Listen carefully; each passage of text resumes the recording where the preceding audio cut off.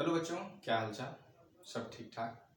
हाँ, तो आज के क्लास में हम लोग बात करने जा रहे हैं स्ट्रेट लाइन के नेक्स्ट क्लास की। इससे पहले दो क्लास स्ट्रेट लाइन की हमने किया है, जिसमें हम लोगों ने स्लोप को पढ़ा था, इक्वेशन ऑफ स्ट्रेट लाइन, जब दो पॉइंट से कोई लाइन गुजरता है तो फिर उसके स्लोप कैसे निकालते हैं, स्लोप क्या होता है, वगैरह वगैरह वगैरह। ये सब चीज़ हम लोगों ने पिछले दो क्लास में पढ़ लिया है। और स्ट्रेट लाइन के एक फॉर्म को भी हमने पढ़ा था कि अगर कोई स्ट्रेट लाइन का इक्वेशन हमको फाइंड आउट करना है जो कि किसी खास पॉइंट से गुजर रहा हो और उसके एक स्लोप मालूम है ना, तो उस इक्वेशन की हम लोग उस तरह के सिचुएशन हम लोग स्ट्रेट लाइन का इक्वेशन कैसे निकालते थे, y माइनस वाई वन बराबर m into x minus x one, है ना। ये पढ़ा था। देखो ये किस तरह की बातें हैं। अगर एक स्ट्रेट लाइन जिसके बारे में हमको इंफॉर्मेशन था कि भाई ये x1 y1 और से गुजर रहा है और साथ ही साथ इसके स्लोप दे रखे थे, अर्थात m हमको इसका स्लोप टेन थीटा का वैल्यू हमको कितना दे रखा था, m दे रखा था। तो उस केस में हम लोगों ने क्या देखा कि y माइनस वाई वन बराबर m into x minus x one, ये एक स्ट्रेट लाइन इक्वेशन का होता है, जो कि हम लोगों ने पिछले दो क्लास में सीख लिया है। तो उम्मीद करते हैं आपने पिछले दो क्लासों को अच्छे से रिवाइज किया होगा। आज के क्लास में हम लोग आगे की कहानी को आगे बढ़ाएंगे, ठीक है। बड़ा ही इंटरेस्टिंग सा क्लास होने जा रहा है, तो उम्मीद करते हैं आप लोग थोड़ा दिल थाम के बैठेंगे और क्लास का मजा उठाएंगे। काहे का मजा सर जी, पढ़ाई तो अब सजा हो गया है, क्या करेंगे पढ़ लिख के कॉकरोच भी तो बनना है? तो भाई कोई बात नहीं, कोई बात नहीं, समय समय पे ये कॉकरोच भी बड़े काम के होते हैं, बहुत जरूरी है कॉकरोच का भी होना। खैर इन पे चर्चा कभी आगे किया जाएगा, अभी तो हम लोग चलते हैं अपनी कहानी की ओर। देखो हम थोड़ा सा एक सवाल लेके बात करते हैं और उन सवाल से हम लोग पिछला कॉन्सेप्ट जो हम लोग पढ़े थे उनको एक बार रिवाइज कर लेते। देखो जरा सोचो, अगर ये कोई स्ट्रेट लाइन है, इसके बारे में जरा ध्यान से देखना करा कि ये कोई एक स्ट्रेट लाइन है जिसका इक्वेशन फाइंड आउट करना है, जो कि -1, 3 से पास कर रहा है, और ये एक एक्स एक्सिस है यहाँ पे हमारा, इस एक्स एक्सिस से एंगल बना रहा है मान लो 37 डिग्री का, ठीक है। देखो फिजिक्स में ये हम लोग 37 और 53 के बारे में पढ़ा है। जब कभी बात आए 37 या 53 डिग्री, ये इसको आप इस तरीके से याद रखिएगा, एक को आप 37 बोल लो, एक को आप 53 बोल लो। 37 और 53 में छोटा कौन है? 37 छोटा। देखिए एक पाइथागोरियन ट्रिपलेट्स आप याद रखिएगा, 3, 4 और 5। अब सबसे लंबी वाली साइड ये है, तो इतना कहने की जरूरत नहीं है, यही हमारा हाइपोटेनस बनेगा। मतलब इस दोनों केस के अंदर हाइपोटेनस तो 5 ही होगा, क्योंकि एंगल के सामने वाले को हम लोग बोलते हैं परपेंडिकुलर, जो बच गया वो बेस बनता है। सिमिलरली ये एंगल के सामने वाला सॉरी परपेंडिकुलर होएगा और ये क्या होगा, हमारा बेस होगा। ये बात तो बड़ा ही नॉर्मल सा बात है। अब ये क्या बता रहे हो सर, सुनो इसको। अगर ये छोटा है तो छोटा में छोटा होगा, याद रखना। मतलब यहाँ परपेंडिकुलर का वैल्यू 3, 4, इसमें छोटा कौन है? 3, यानी कि 37 डिग्री के लिए परपेंडिकुलर 3 बनेगा और बेस का वैल्यू क्या हो जाएगा? 4 हो जाएगा। अगर वही 53 डिग्री की बात करें, इसमें परपेंडिकुलर हमारा 4 होगा और बेस का वैल्यू 3 हो जाएगा। इस ये दोनों एंगल को आप अपने दिमाग के अंदर रखेंगे, ठीक है। अगर मान लो तुमसे कोई पूछ दे sin 37 का वैल्यू क्या होगा, तो साइन तो आप जानते हैं परपेंडिकुलर बाय हाइपोटेनस होता है, तो परपेंडिकुलर कितना हमारे यहाँ है? 3 और हाइपोटेनस हो गया 5। इसी तरह से अगर आपसे कोई पूछ दे sin 53 क्या होगा, तो 53 के लिए परपेंडिकुलर 4 है, हाइपोटेनस आपका 5 है, तो ये 4/5 हो जाएगा, ठीक।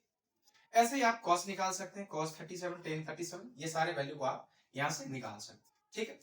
तो हम थोड़ा सा आगे बढ़ते हैं। ये सवाल हमको दिया है कि उस स्ट्रेट लाइन का इक्वेशन निकालो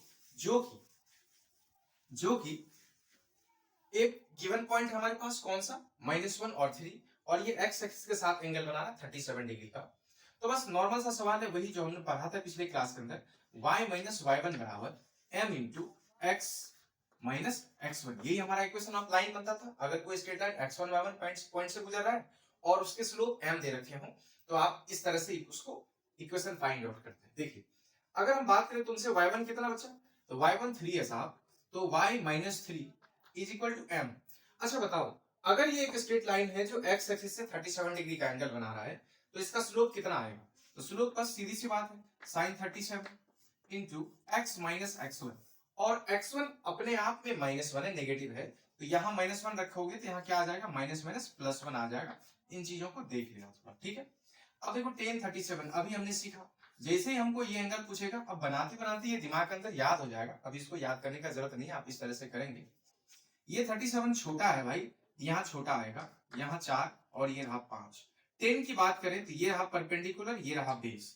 परपेंडिकुलर बाय बेस यानी कि 3/4 लिख सकते हैं, यानी कि y - 3 is equal to 3/4 into x plus 1। ठीक है, अब क्रॉस मल्टीप्लीकेशन कराओगे, 4 into y - 3 is equal to 3 into x plus 1। अब यहां से बन गया हमारा 4y - 12 is equal to 3x plus 3। कोई दिक्कत? अब चाहो तो एक दूसरे को एक तरफ कर सकते हैं, इस 4y को आप उधर कर लेंगे तो 3x पहले से मेरे पास 4y प्लस होकर उधर जाएगा तो क्या बन जाएगा, -4y। पहले से इस साइड 3 है और -12 इधर जाएगा तो क्या आ जाएगा, +50 इज इक्वल टू 0। इस स्ट्रेट लाइन का इक्वेशन हमारा ये तैयार हो गया। कोई दिक्कत? चलिए अब हम लोग बात करेंगे आज नेक्स्ट फॉर्म की।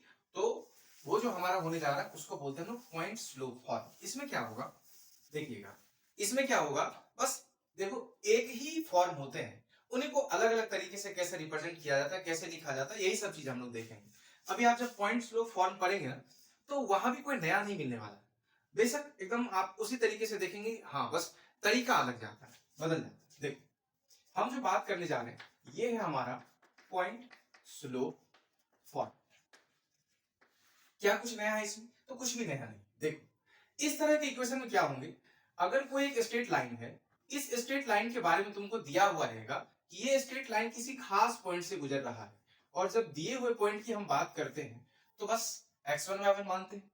अच्छा स्लोप मालूम है, कह रहे हैं कि भाई इसका स्लोप जो है ना वो m है, हम आपको दे देते हैं।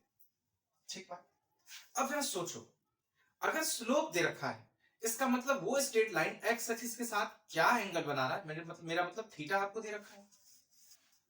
तो इन जनरल अगर इसको हम तोड़ना चाहें तो कोई एक स्ट्रेट लाइन है जो कि x1, y1 से गुजर रहा है और ये x एक्सिस के साथ एंगल बना रहा थीटा, तभी तो टेन थीटा का मान हमको दे रखा है कितना, m। स्लोप दिया हुआ m मतलब क्या, टेन थीटा का वैल्यू m दिया हुआ, कोई दिक्कत नहीं है साहब। अब जरा सोचो यहीं पे हमारा ओरिजिन है, इसको हम y एक्सिस बोल देते हैं और इसको हम x एक्सिस की तरफ ट्रीट कर लेते हैं। ठीक, हमको इस इक्वेशन का इस लाइन का इक्वेशन चाहिए। तो क्या सीखे थे पिछले क्लास में कि जब भी कभी किसी स्ट्रेट लाइन का इक्वेशन चाहिए तो एक तो दिया हुआ पॉइंट है ना, अब इक्वेशन में हमको एक्स वाई चाहिए, यानी कि एक्स वाई को इंक्लूड करना पड़ेगा। तो जब एक्स वाई इंक्लूड होगा तो हम एक पॉइंट जो मानेंगे तो वो माने हुए पॉइंट को हमेशा एक्स वाई में लिखेंगे, है ना। ठीक बात। अब वही कहानी फिर से चलेंगे, यहां से आप एक परपेंडिकुलर ड्रॉ कर लो नीचे और यहां से एक परपेंडिकुलर ड्रॉ कर लो नीचे। ठीक है, एक सेकेंड। अगर हमने दोनों तरफ से परपेंडिकुलर ड्रॉ कर लिया तो अब इजीली हम इस लाइन को दिखा सकते हैं कि ये लाइन हमारा कितना होने जा रहा है। देखना ध्यान से, तुम एक चीज बताओ, ये अगर तुम्हारा ओरिजिन है तो ये लेंथ कितना कहलाएगा हमारा, ये कहलाएगा x1। क्यों? क्योंकि इसके x कोऑर्डिनेट x1 है। सिमिलरली यहां अगर आप पॉइंट को माने हैं x, y, तो क्या हम यहां से यहां तक की लेंथ को x बोल दें? ऑफ कोर्स बोल सकते हैं। तो बताओ ना, इस दोनों बीच की लेंथ को हम क्या बोलेंगे, ये है x और ये है x1, तो क्या ये लेंथ हमारा x - x1 हो जाएगा? तुम सोचो ना, इतना बड़ा लेंथ अगर 5 मीटर का और इतना बड़ा लेंथ हमारा 3 मीटर का, तो हम तुमसे पूछे जरा इस डिस्टेंस को मेजर करके बताओ, तो ये डिस्टेंस नहीं बोलोगे, 5 में से इसको हटा दीजिए सर वही तो डिस्टेंस है, यानी कि 5 - 3 टू लिख सकते हैं।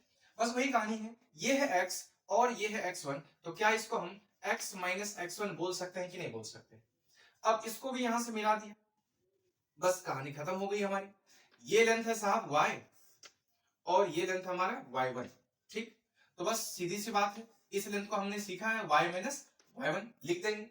अब तुम सोचो, अगर ये स्लोप दिया हुआ है m, मतलब tan थीटा दिया हुआ है, यानी कि x एक्सिस से जो एंगल बना रहा है वो थीटा मालूम है, तो अगर हम माने ये थीटा है तो ये भी तो थीटा होगा। क्यों? क्योंकि सर ये x एक्सिस के पैरेलल ही तो खींचे हो, जिसमें कि जिसके लिए कि ये क्या बन जाएगा, एक इंटरसेक्टिंग लाइन।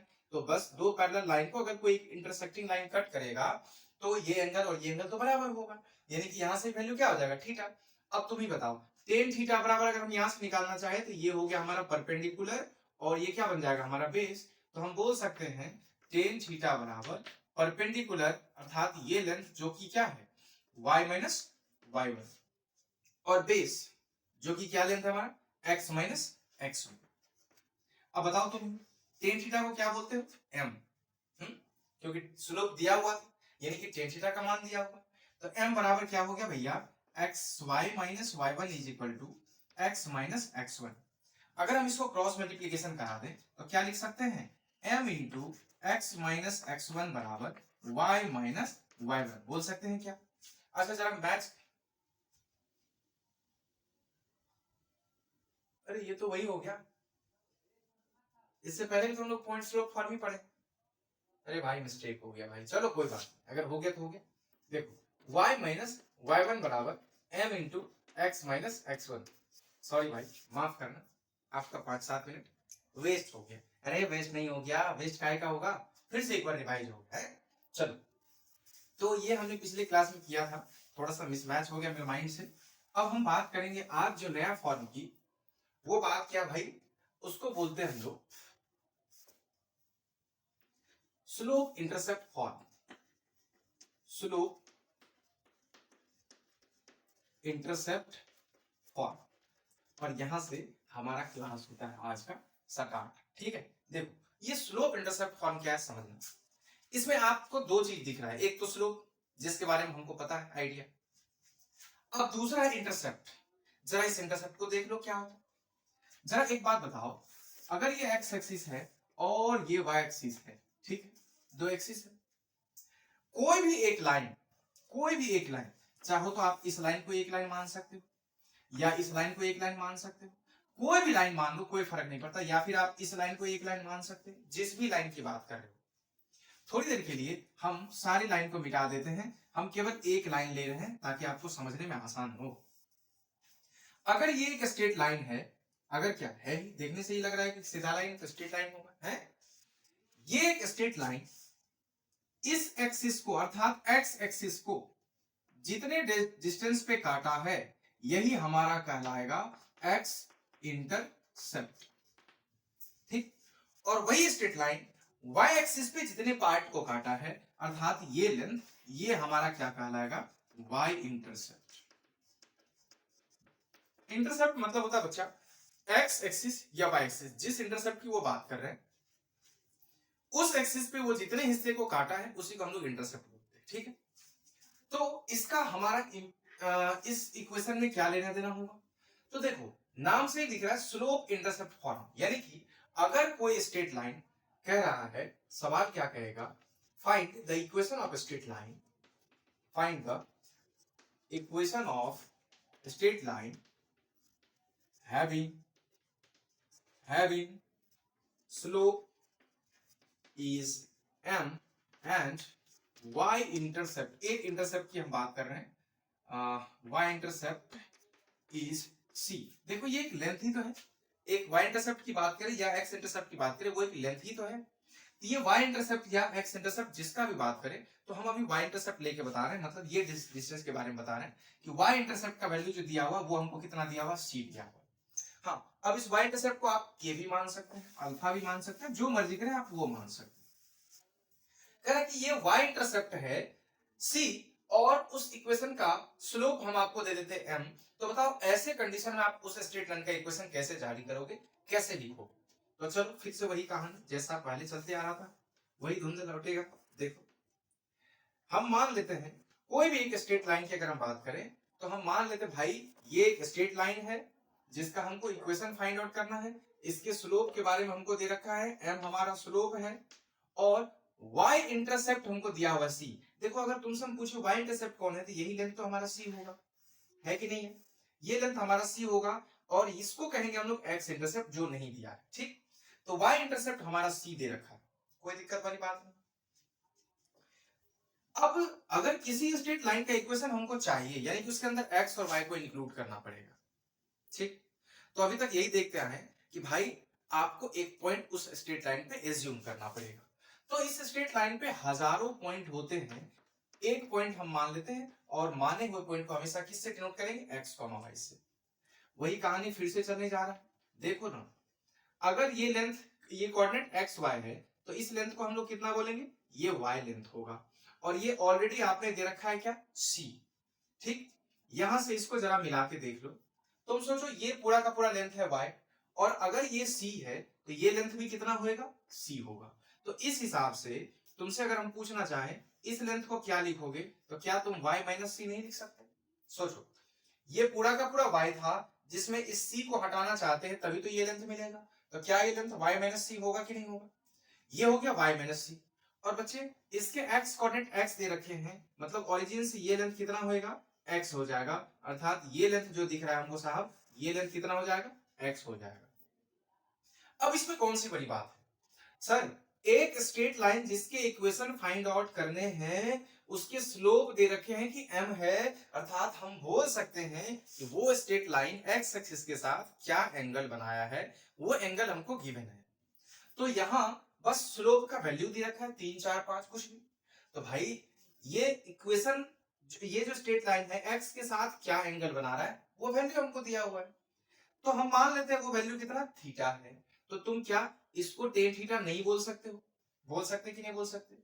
क्योंकि सर यही तो है जो x एक्सिस के पैरेलल लाइन है, और ये हमारा क्या बन जाएगा, एक इंटरसेक्टिंग लाइन। तो ये एंगल बराबर हो जाएगा। तो यहां से एक कहानी बनती है कि टेन थीटा बराबर ये रहा परपेंडिकुलर, और ये हो गया बेस। तो टेन थीटा बराबर क्या लिख सकते हैं यहां से, परपेंडिकुलर अर्थात y minus c by base अर्थात x लिख सकते हैं ना। कहने का मतलब इस टेन थीटा का मान हम m रख देते हैं, क्योंकि सवाल m के हिसाब से ही दिया हुआ था, टेन थीटा नहीं दिया हुआ था, m में ही दिया हुआ था।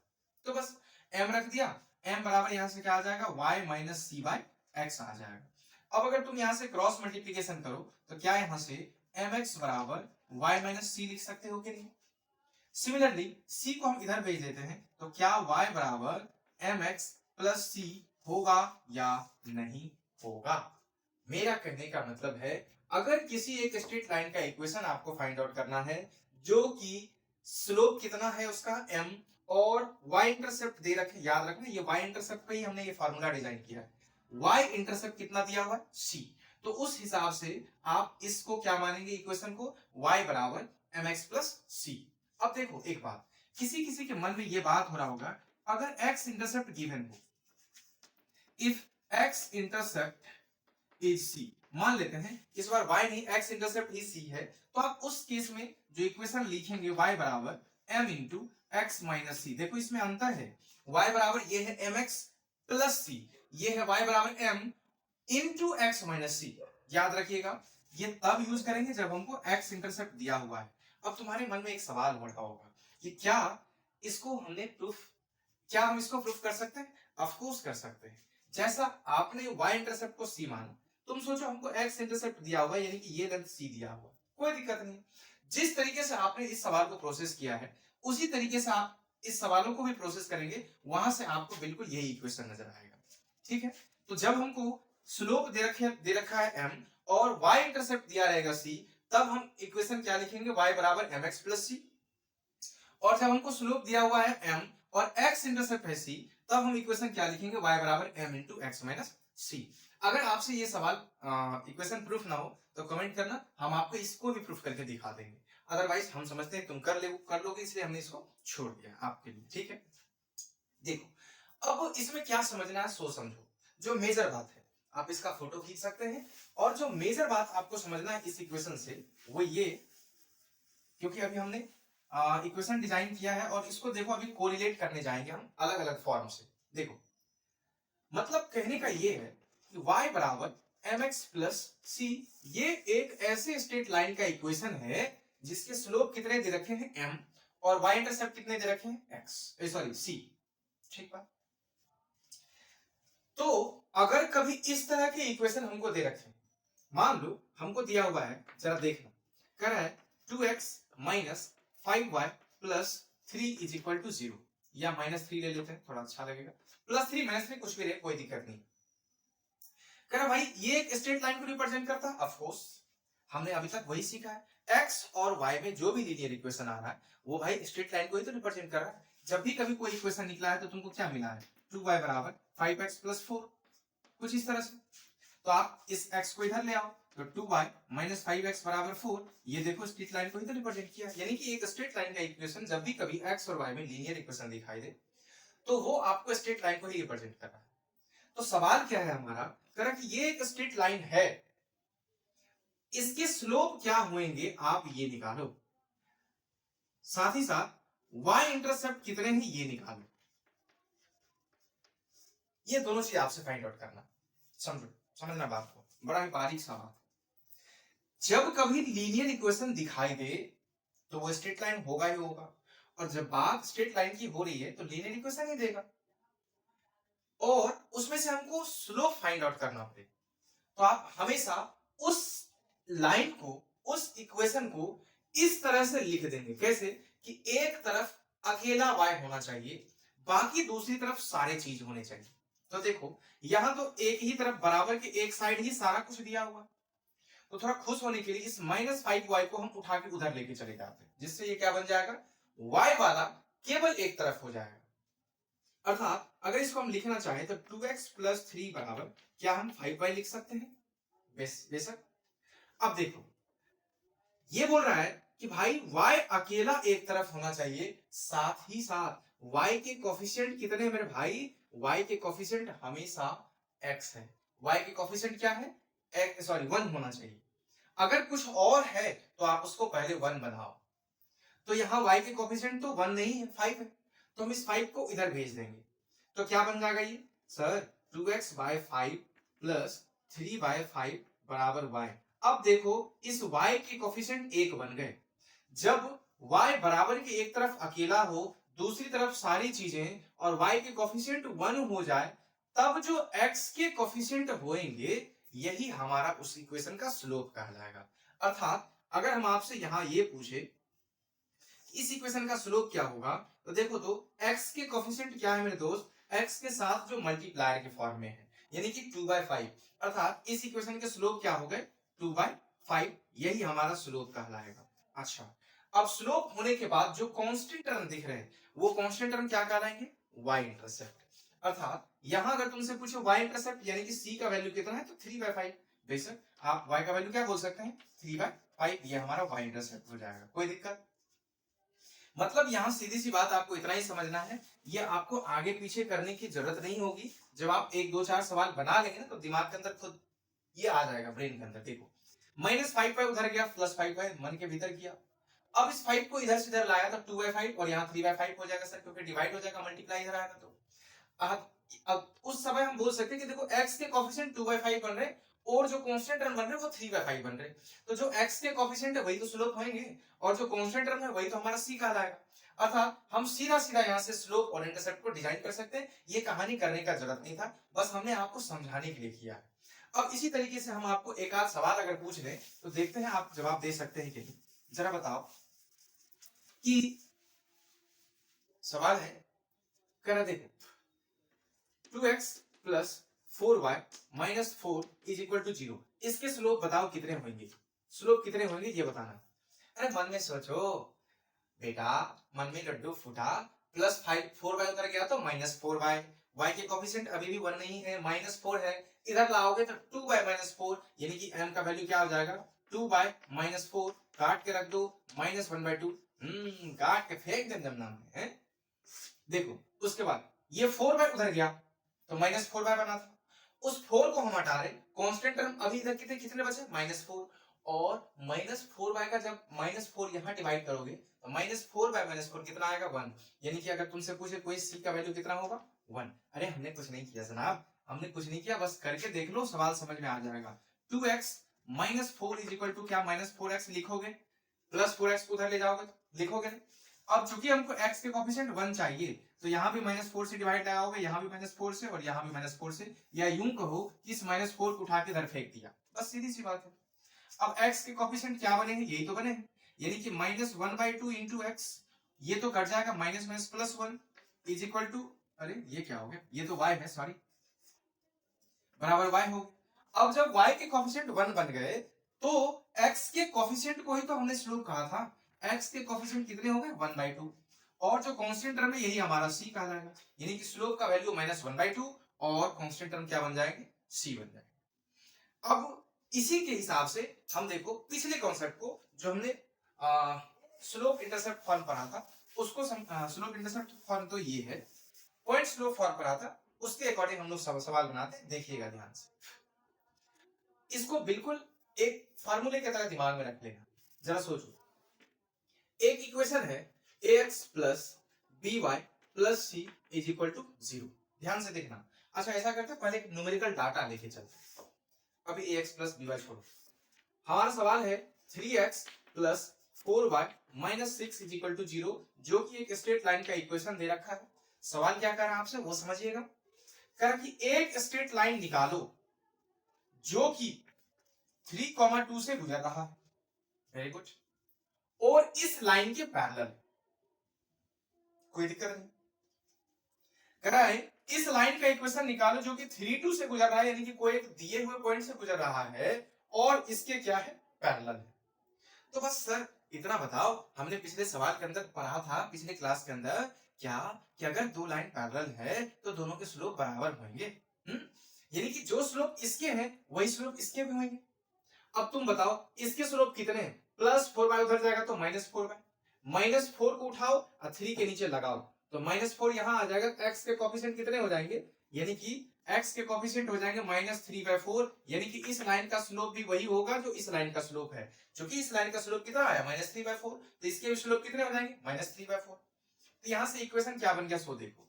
अब बताओ जिस लाइन का इक्वेशन तुमको खींचना है उसके स्लोप मालूम है और वो जिस पॉइंट से गुजर रहा है वो पॉइंट भी मालूम है 3,2। तो बताओ ना, अब तो इक्वेशन निकाल सकते हैं y माइनस y1 बराबर m into x minus x1। तो y माइनस y1 कितना मेरे भाई 2, m की बात कर ले तो -3/4, x माइनस x1 कितना बन गया 3 बन गया, कोई दिक्कत वाली बात नहीं है।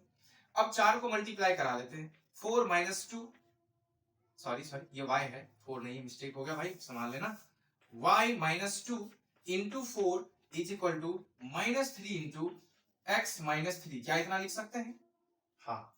अब इसको हम एक बार में भी कर सकते हैं, पर हम एक बार में करेंगे नहीं, समझाना चाहते हैं, कुछ समझना।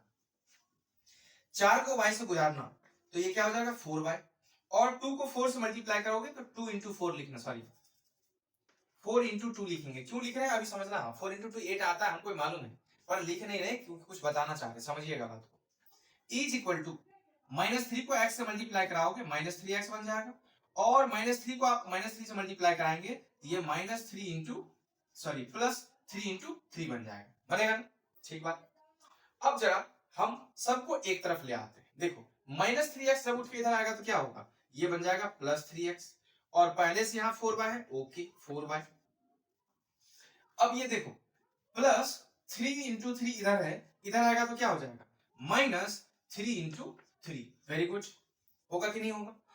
-4 into 2, okay, is equal to क्या 0, क्योंकि इधर से सारा कहानी इधर आ चुका है।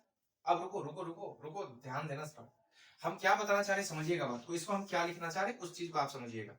ये जो 3x plus 4y -3 into 3 -4 into 2 है, क्या इसको हम डिजाइन से यहां संभाल के लिखना चाहे तो लिख सकते हैं 3x plus 4y -3 into 3 plus 4 into 2 is equal to 0। देखो ना, इस दोनों में माइनस था, दोनों का माइनस खींच के यहां लिख दिया, लिख सकते हैं। अब हमने क्यों लिखा है, अब आया कहानी, समझ में आएगा। देखो जरा ये हमारा रिक्वायर्ड इक्वेशन हो गया, ये हमारा आंसर हो गया। हाँ तुम 3 3 जा 9, 4 2 जा 8 कर सकते हो, 9 8 17 -17 0 आंसर आ जाएगा आपका, ये आपका कंप्लीट आंसर हो गया। लेकिन सुनो हम कहना क्या चाहते, अगर आप ऐसे इक्वेशन लाइन का इक्वेशन लिखना चाहते हैं जो कि एक दिए हुए लाइन के पैरेलल है, इस लाइन के पैरेलल है, वेरी गुड, और एक दिए हुए पॉइंट से गुजर रहा है, किससे 3,2 से, तो हमको इतना झंझट पालने का जरूरत नहीं था। अभी आप इसका फोटो खींच लो, तो खींच मेरी फोटो, और हम इसको मिटा के बताना चाह रहे हैं कि डायरेक्टली हम लोग आंसर कैसे लिखेंगे, किस तरह से लाइन का इक्वेशन लिखेंगे। देखिएगा, तो एक बात देखो, अगर इसके पैरेलल ये लाइन है तो जरा आप देखो, जो रिक्वायर्ड लाइन आया है 3x प्लस 4y इधर भी है ना, अर्थात जिसके पैरेलल लाइन चाहिए उसके इस पार्ट में कोई हेराफेरी नहीं करना है, कोई भी छेड़छाड़ नहीं करना। ये पॉइंट बिल्कुल आप इसी तरीके से लिखेंगे, यानी कि इस लाइन के इक्वेशन में भी ये पार्ट नजर आएगा आपको, क्या 3x प्लस 4y। उसके बाद का कहानी क्या चल रहा है सो देखो, माइनस माइनस। अब सुनना, ये जो पॉइंट है, सॉरी ये जो पार्ट है, इसी पार्ट में इस पॉइंट को डाल के सेटिस्फाई करा दो, लेकिन यहां माइनस ही आएगा, इस बात का ध्यान रखना। ये माइनस ही लिखेंगे, ये प्लस नहीं लिखना। ये माइनस, ये जो पॉइंट है यानी कि x का वैल्यू 3 और y का वैल्यू 2, x का वैल्यू देखो 3 रखा है, 3 3 जा 9, वही आया है क्या, प्लस y का वैल्यू 2, 4 2 जा 8, देखो वही आया है क्या, इज इक्वल टू 0 आया ना। यानी कि 3x plus 4y minus 17 is equal to 0। अर्थात हम कहना क्या चाह रहे हैं, सो समझिए, इन जनरल मेरे दोस्त, अगर कोई एक स्ट्रेट लाइन है ax plus by plus c is equal to 0, कह रहा है इस लाइन के पैरेलल एक लाइन खींचो जो कि एक दिए हुए पॉइंट, मान लो ये पॉइंट को हम इस बार अल्फा बीटा बोल देते हैं, इस अल्फा बीटा से गुजर रहा है, तो 60 से 1 सेकंड के अंदर आंसर करेंगे। इस पार्ट में कोई छेड़छाड़ नहीं करना है, ax प्लस by माइनस, क्योंकि हमेशा माइनस होगा यहां, याद रखिएगा। इस लाइन में, इस पार्ट में इस पॉइंट को सेटिस्फाई करा दो, किसको, अल्फा बीटा को, अर्थात x और y का वैल्यू हम डाल देंगे। ये क्या हो जाएगा, a alpha plus b beta is equal to 0। यहां से जो भी कट पिट के आएगा वही हमारा फाइनल सॉल्यूशन होगा। बात समझ में आया, ठीक है। अब देखो, इसको इन शॉर्ट हम लोग लिख लेते हैं, और अब हम इसी पे एक कहानी आपको समझाना चाहेंगे, देखिएगा। मतलब यहां से ये बना कि अगर कोई स्ट्रेट लाइन हमको गिवन है, उसके पैरेलल इक्वेशन लिखना है। मतलब क्या हुआ, सो समझना। अगर कोई स्ट्रेट लाइन हमको दिया हुआ है, ये ax प्लस by माइनस सी या प्लस सी बराबर 0 है, कह इसके पैरेलल इक्वेशन लिखो लाइन के। इसके पैरेलल ढेर सारे लाइन होंगे, ढेर सारे लाइन होंगे, ढेर सारे लाइन होंगे। जितनी भी लाइंस होंगे उसके बारे में थोड़ा समझिएगा। इस पार्ट में कोई छेड़छाड़ नहीं करना है, यानी कि ये बन जाएगा ax plus by minus minus, अगर ये लाइन को सिर्फ मानना पड़े, मान लो हमको मानना है इसके पैरेलल एक लाइन को एज्यूम करना है, तो सिर्फ जो बदलता है वो यहां का टर्म बदलता है, यहां कुछ नया कांस्टेंट आता है ना। तो हम इस बार क्या मान लेते हैं, ये कांस्टेंट को कुछ भी मान लेते हैं, अल्फा। अगर दूसरा लाइन भी हमको मानना हो, दो लाइन मानना हो, एक लाइन तो ये हो गया, दूसरी लाइन में क्या चेंज होएगा, सब कुछ वही होगा सर, सिर्फ ये कांस्टेंट बीटा हो जाएगा। ठीक बात। अच्छा, तुम चाहो तो यहाँ माइनस अल्फा, या मानते समय आप माइनस अल्फा प्लस अल्फा कुछ भी लिख सकते हो, अपने ऑटोमेटिकली तुमको कंडीशन के क्रॉस अल्फा का वैल्यू मिल जाएगा। ठीक है, माइनस अल्फा प्लस बीटा मानते समय कुछ भी मान सकते हैं, लेकिन अगर सवाल ये दिया हुआ है ये ax प्लस by प्लस सी है, लेकिन इसके पैरेलल खींचो जो कि दिया हुआ पॉइंट दिया हुआ है गामा अल्फा और डेल्टा से गुजर रहा है, इस समय हम कोई होशियारी नहीं करेंगे, ax प्लस by यहाँ माइनस ही आएगा, और इस c के जगह पे इस पॉइंट को इस लाइन में डाल के सेटिस्फाई करा देंगे। तो देखो x के जगह पे ये अल्फा डालेंगे तो क्या बन जाएगा, a अल्फा, प्लस y के जगह पे डेल्टा डालेंगे तो क्या बन जाएगा, b डेल्टा, और ये जो होगा हमारा यही आंसर हो जाएगा। लेकिन अगर इस लाइन के पैरेलल लाइन मानना पड़े तो आप यहाँ प्लस अल्फा माइनस अल्फा कुछ भी मानो, क्योंकि ये अल्फा और बीटा तो कांस्टेंट है, हमको क्या मालूम कि ये नेगेटिव होगा कि पॉजिटिव होगा, जो होना होगा वो आ जाएगा। ठीक है, तो तीसरी लाइन को अगर हम मानना चाहें तो क्या मानेंगे, ax प्लस by प्लस मामा, कुछ भी, ax plus by plus gamma delta, ax plus by plus नाना, कुछ भी, कितना भी लाइन इसके पैरेलल माना पड़े, सबका इस पार्ट में कोई छेड़छाड़ नहीं करना है, सिर्फ कांस्टेंट वाला पार्ट बदलते जाएगा। बात समझ में आ रही है। अच्छा, तुम्हारे दिमाग में एक बात और खुराफाती चल रहा होगा कि सर अगर line 2x minus 3y plus 7, चलो सब बार प्लस लिया, यहाँ माइनस लो, इज इक्वल टू 0 दिया है, तब अगर इसके पैरेलल मानना हो, अरे भैया मेरे, यहाँ हमने क्या बताया, इसमें कोई छेड़छाड़ नहीं करना, इसमें यहाँ माइनस है तो है, हम क्या करें, यानी कि इस बार जो मानेंगे 2x माइनस 3y प्लस कुछ भी मान लो अल्फा, जो रहेगा प्लस रहे या माइनस रहे, जो कुछ भी रहेगा वही डालेंगे, कोई उसके अंदर बदलाव नहीं करना, आपको बिल्कुल भी छेड़छाड़ नहीं करना। आ रही बात समझ में। अच्छा, क्या पैरेलल लाइन तो मानने के लिए सीख गया, अब क्या परपेंडिकुलर लाइन भी मान सकते हैं, ऑफकोर्स मान सकते हैं। कैसे, बस वही कहानी जैसे हमने पैरेलल लाइन को सीखा है, तो पैरेलल लाइन में क्या देखा था कि स्लोप बराबर होते हैं। परपेंडिकुलर लाइन में क्या सीखा है, अगर इसके परपेंडिकुलर कोई लाइन चाहिए, ये एल डैश, मान लो ये L1 है जिसके परपेंडिकुलर लाइन चाहिए, तो बस सीधी सी बात है, अगर इसके स्लोप m है तो इसके स्लोप को हम लिख देंगे -1/m, क्योंकि दो परपेंडिकुलर लाइन के स्लोप का प्रोडक्ट -1 होना चाहिए, तो अगर इसके स्लोप -1/m होगा तभी तो m कट के -1 बनाएगा। ठीक बात, यानी कि तुम सोचो, अगर ये इक्वेशन है 2x प्लस 4y माइनस 3 मान लो, तो इसके स्लोप कितने होंगे? माइनस प्लस 4y जब उधर जाएगा बराबर 0 है, प्लस 4y जब उधर जाएगा तो क्या होगा? माइनस 4y, जो कि y के कोफिशिएंट को 1 बनाना है, यानी कि माइनस 4 को वहां से हटाना पड़ेगा। तुम माइनस 4 यहां डालोगे तो 2 1 जा 2, 2 2 जा 4, माइनस 1/2 बनेगा, यानी कि इसका स्लोप कितना हो जाएगा? माइनस 1/2। अब जो भी इसके परपेंडिकुलर लाइन हमको चाहिए, इसके स्लोप क्या रखने होंगे तुम खुद सोचो। माइनस 1/2 में हम क्या चीज मल्टीप्लाई करें कि वैल्यू माइनस 1 आ जाए? अरे भाई, तो यही तो करेंगे 2 से मल्टीप्लाई, तभी तो 2 2 कट के माइनस 1 आएगा, यानी कि इसका स्लोप 60 से बोल देंगे कितना हो जाएगा? 2 हो जाएगा। सीधी सी बात है। तो आपको जो याद रखना है वो क्या? वो ये देखिएगा, अगर कोई एक स्ट्रेट लाइन है ax plus by plus c equal to 0, इसके परपेंडिकुलर लाइन का हमको इक्वेशन मानना हो तो क्या करेंगे? कुछ नहीं करेंगे, समझिएगा बात को। सबसे पहले कोफिशिएंट का हेरा फेरी कर देंगे। देखो इधर कोफिशिएंट का क्या करेंगे? हेरा फेरी, यानी कि यहाँ के x के कोफिशिएंट a है उसको y में लगा देंगे, और y के कोफिशिएंट अगर b है उसको a में लगा देंगे, यानी कि ये हो जाएगा bx ay, और बीच का चिन्ह बदल जाएगा। अगर यहाँ चिन्ह प्लस है तो यहाँ माइनस लिख देंगे, अगर यहाँ माइनस होगा तो यहाँ प्लस लिख देंगे। माइनस, अच्छा ये अभी किसी पॉइंट से नहीं गुजर रहा है, जब पॉइंट से गुजरने वाली बात आएगी तब वहां माइनस लगाएंगे। प्लस कुछ भी कांस्टेंट की जगह कुछ भी मानना हो, सी मत मानो, C1 मान लेते, क्योंकि यहाँ कांस्टेंट C है तो यहाँ का कुछ नया कांस्टेंट होगा उसको C1 मान लिया। मेरा कहने का मतलब समझना, अगर ये एक स्ट्रेट लाइन है जिसका इक्वेशन दिया हुआ है 2x माइनस 3y प्लस 4, हमको एक स्ट्रेट लाइन चाहिए इक्वल टू 0, एक स्ट्रेट लाइन चाहिए जो 5,3 से गुजर रहा है। इसका इक्वेशन 60 से हम लोग सीधा क्या लिखेंगे? कोफिशिएंट का हेरा फेरी। तू भी अनुराधा की बहन लगती है। देखो 2 को यहाँ डालेंगे, 3 को यहाँ डालेंगे, कितना बन जाएगा?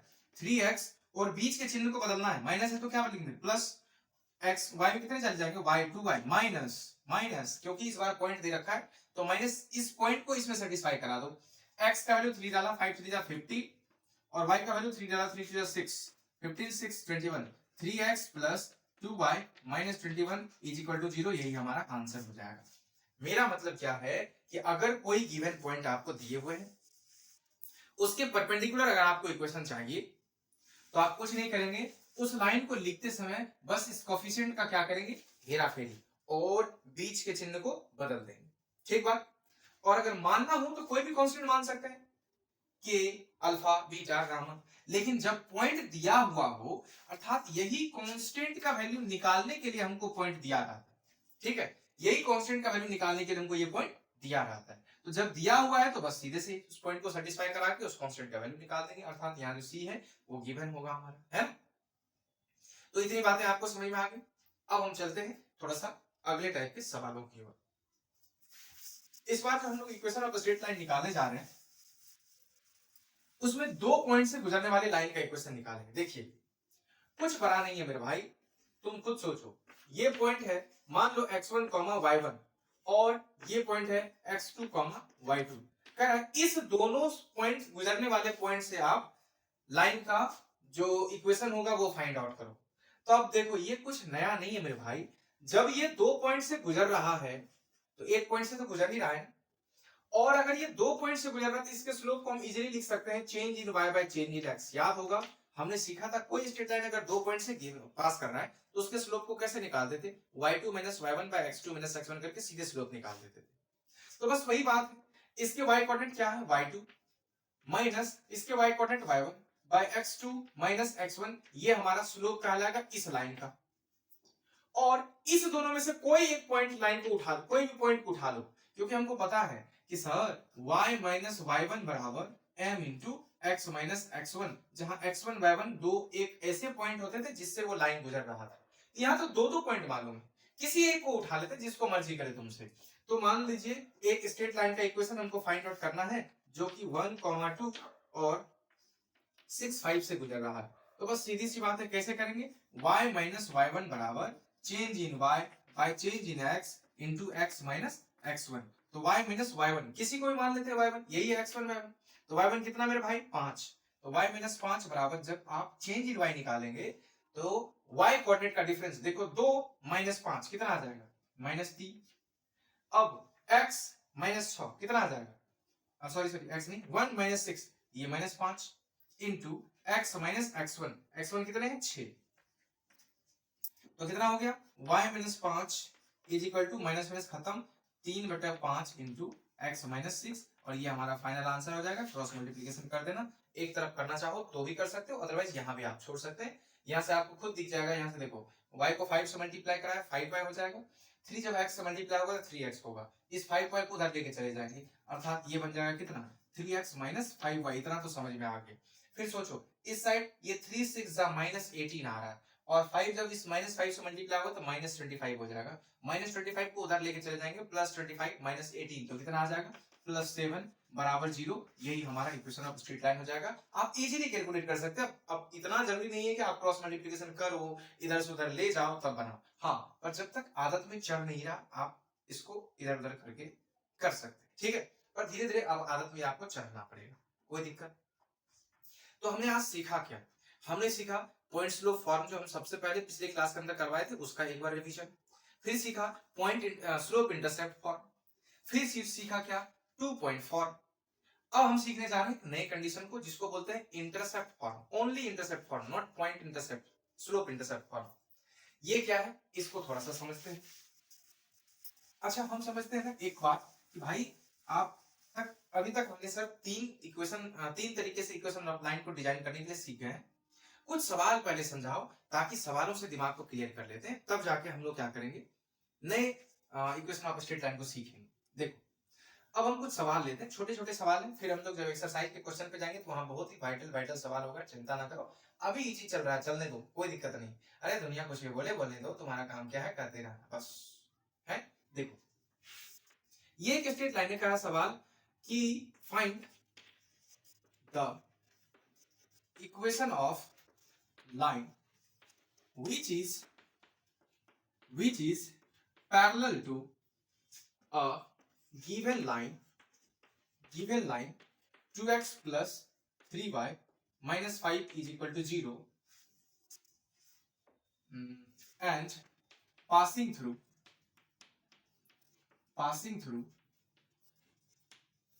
1,6। अर्थात कह उस स्ट्रेट लाइन का इक्वेशन निकालो जो कि एक लाइन, कौन सा लाइन, तो ये दे रखा है, इसके पैरेलल है और साथ ही साथ 1,6 से पास कर रहा है। तो बस साधारण सा बात है, जो लाइन हमको दिया है वो कौन सा है 3x plus 2y minus 5, यानी कि जो भी हमको स्ट्रेट लाइन चाहिए वो इस लाइन के पैरेलल होगा। तो इस लाइन के पैरेलल चलो मान लेते हैं ये लाइन, इसी का हमको इक्वेशन फाइंड आउट करना है। और इसके बारे में एक्स्ट्रा इंफॉर्मेशन एक और दिया हुआ कि ये भाई 1 और 6 से गुजरता है, कोई दिक्कत नहीं, 1,6 से गुजर रहा है, कोई बात।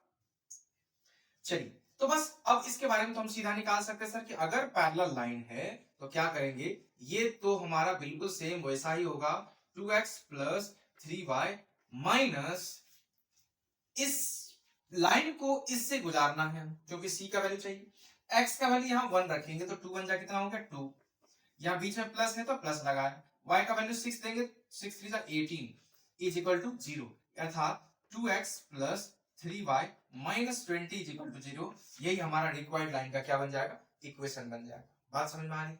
ओके। फिर बात क्या है, कह रहा है एक स्ट्रेट लाइन हम आपको दे देते हैं, कह रहा है कि 2x plus 3y minus 4 is equal to 0, ये एक गिवन लाइन है, ठीक है। अब सवाल कर रहा है इसके परपेंडिकुलर एक लाइन का इक्वेशन डिजाइन करो। क्या करना सोच लीजिएगा, ये लाइन मान लेते हैं ये ऐसा है 2x plus 3y minus 4 is equal to 0। कह रहा भाई ये इसके परपेंडिकुलर लाइन को डिजाइन, इसके परपेंडिकुलर एक लाइन का इक्वेशन खींचो, ये रहे परपेंडिकुलर लाइन जिसका हमको इक्वेशन फाइंड आउट करना है। और इसके बारे में एक और इंफॉर्मेशन दिया हुआ है क्या कि ये कोई पॉइंट मान लेते हैं ओरिजिन से गुजर रहा है, 0 0 से गुजर रहा है, ओरिजिन के कोऑर्डिनेट क्या होंगे 0 0, ओरिजिन से गुजर रहा है, ठीक है। तो इसके परपेंडिकुलर तो यही लाइन होगा और ओरिजिन से गुजर रहा है, कहीं तो ओरिजिन होगा, तुम्हारा मर्जी, मान लो यही ओरिजिन से गुजर रहा है मतलब 0 0 कोऑर्डिनेट होगा। तो बस सीधी सी बात है सर, एक बात बताओ, हम अगर इसके परपेंडिकुलर खींचना चाहते हैं तो क्या करेंगे, कोफिशिएंट्स के हेराफेरी, है ना, कोफिशिएंट्स के हेराफेरी। तो ये क्या बन जाएगा, 3 इसको डाल देंगे, 2 इसको डाल देंगे, बीच का चिन्ह बदल जाएंगे, क्योंकि परपेंडिकुलर लाइन के लिए यही सिखाया हमने। 3 को इधर डालो, क्या बन जाएगा 3x, बीच का चिन्ह यानी कि प्लस से बदल के क्या हो जाएगा माइनस। 2 को अब इधर डाल दो, ये क्या बन जाएगा 2y, बीच में लगाएंगे माइनस, और जिस पॉइंट से गुजर रहा है उसको इसमें सेटिस्फाई करा देंगे। तुम बताओ x का वैल्यू जब 0 रखोगे, 3 को 0 से मल्टीप्लाई कराएंगे तो 0 हो जाएगा, -2 इंटू 0 ये भी 0 हो जाएगा, तो 0 माइनस 0 क्या बन जाएगा 0, अर्थात यहाँ 0 इज इक्वल टू 0। ये लिखने का कोई मतलब बनता है, जरा सोचो। सीधा इसको नहीं लिख सकते क्या, 3x माइनस 2y बराबर 0, बोलो, बिल्कुल लिख सकते हैं। तो एक इंफॉर्मेशन आप यहां से और याद रखिएगा, चाहे जितने भी स्ट्रेट लाइन हम बात कर ले, अगर वो ओरिजिन से गुजर रहे हैं, कोई भी स्ट्रेट लाइन अगर वो ओरिजिन से गुजर रहे हैं, कोई भी स्ट्रेट लाइन अगर वो ओरिजिन से गुजर रहे हैं, तो उसके अंदर c गायब होगा, केवल आपको ये दिखेगा ax प्लस by बराबर 0, वहां c नहीं दिखेंगे। क्यों, क्योंकि देखो ना, c निकालते समय ऑलरेडी 0 0 मिल जाता है। मतलब अगर तुमको equation of line passing through origin लिखना हो तो क्या लिख सकते हैं, ax plus by is equal to 0, ऐसा लिख सकते हैं। कभी कभी बुक में आपको एक और स्ट्रक्चर दिखाई देगा, उसको थोड़ा सा समझिएगा। क्या हम इसको ऐसा लिख दें, by is equal to minus ax, बोलो, क्या इसको ऐसा भी लिख सकते हैं, y is equal to minus a by b into x. अब तुमको पता है अगर y के कोफिशिएंट 1 है और वो बराबर के एक तरफ है, बाकी दूसरी तरफ सारे क्वांटिटी और आ जाएंगे, तो यहाँ 2 ही क्वांटिटी था, बराबर के एक तरफ y नजर आ रहा है और दूसरी तरफ x नजर आ रहा है, यहाँ y के कोफिशिएंट भी 1 है, तो क्या उस समय जो x के कोफिशिएंट होते हैं उसको हम m बोल दें, बेशक बोल सकते हैं। अर्थात एक जनरल इक्वेशन y बराबर क्या बन गया mx। जब भी कभी ऐसे स्ट्रेट लाइन का इक्वेशन निकालना हो passing through the origin, the equation of line passing through the origin, तो इस बात को ध्यान रखिएगा, the equation of line passing through origin, तो क्या बन जाएगा, ये सीधा बोलेंगे y बराबर mx। कोई दिक्कत? तो आज के क्लास को हम लोग यही अंत करेंगे। उम्मीद करते हैं आपको सब चीज समझ में आया होगा, और अगर नहीं आया होगा तो आप पिछले दोनों क्लास को सही से आप देख लेंगे और उसके बाद इस क्लास को देखेंगे और भी आपको ज्यादा समझ में आएगा, क्लियर होगा। वरना एक दो बार पीछे आगे करके वीडियो को देखोगे तो आपको सब कुछ नीट एंड क्लीन तरीके से समझ में आ जाएगा। आ रही बात समझ? तो मिलते हैं हम लोग फिर अगली क्लास में किसी नए अंदाज के साथ। और एक जो इंपॉर्टेंट बात है भाई, वो ये, कब हम धीरे धीरे बड़े हो जाएंगे आपको पता भी नहीं चलेगा। इसीलिए आप अभी छोटे छोटे चीजों को चलते चले जाओ, करते चले जाओ। ये कितना छोटा है कितना बड़ा है ये आपको अभी अंदाजा लगेगा भी नहीं, और कब चलते चलते बड़ा हो जाएगा ये आपको पता भी नहीं चलेगा। और जब बड़ा हो जाएगा तो लौट के पीछे आना बहुत मुश्किल हो जाएगा। और ऐसे भी दुनिया बहुत बेरहम हो चुकी है मेरे दोस्त, बहुत बेरहम हो चुकी है। पढ़े लिखे का भी कोई दिक्कत नहीं, पढ़े लिखे लोगों का भी कोई जगह नहीं, कब पता नहीं कॉकरोच बना दिए जाओगे पता ही नहीं चलेगा। और कॉकरोच बना दिए गए वो भी कोई दिक्कत नहीं, उसके बाद कोई देखना भी नहीं चाहेगा। आपको पता होना चाहिए कि आज हमारे देश के भीतर चल क्या। बड़ा ताजुब होता है ये सब बात को देख के। दुनिया का सबसे नंबर 1 मीडिया नॉर्वे, वहां के पत्रकार को 157 नंबर के पत्रकार वाले लोग, जो कंट्री की 157th पोजीशन पे है, यानी कि भारत, हमें गर्व होना चाहिए कि भाई हम प्रेस फ्रीडम के रैंकिंग में 157वें नंबर पोजीशन पे, हमसे अच्छे तो हमारे पड़ोसी हैं, वो भी मेरे से ऊपर के पायदान पे। और 157वें नंबर के पोजीशन पे आने के बाद भी हमारे पत्रकार उन पत्रकार को ट्रोल करते हैं जो नंबर 1 पोजीशन पे है, अर्थात नॉर्वे। अभी रिसेंटली आपको मालूम होगा हमारे हुजूर गए हुए, है ना, और वहां एक पत्रकार ने उनसे कुछ पूछने का कोशिश किया। अब इस चक्कर में उस पत्रकार से आप क्या उम्मीद रख सकते हैं? जिनको ये न्यूज समझ में आता है कि प्रधानमंत्री ने मेलोडी बांटा, ये 1 लाख से ज्यादा लोगों ने देख लिया, 10 लाख व्यूज हो गए, 50 लाख व्यूज हो गए, लेकिन उन पत्रकार को ये नहीं दिखता है कि इसी देश के भीतर एक कॉकरोच जनता पार्टी भी बनाई जाती है, ऑनलाइन पार्टी, और उसके जो फॉलोअर्स है वो सारे रिकॉर्ड फाड़ देते हैं। ये न्यूज उनके लिए मायने नहीं रखता है।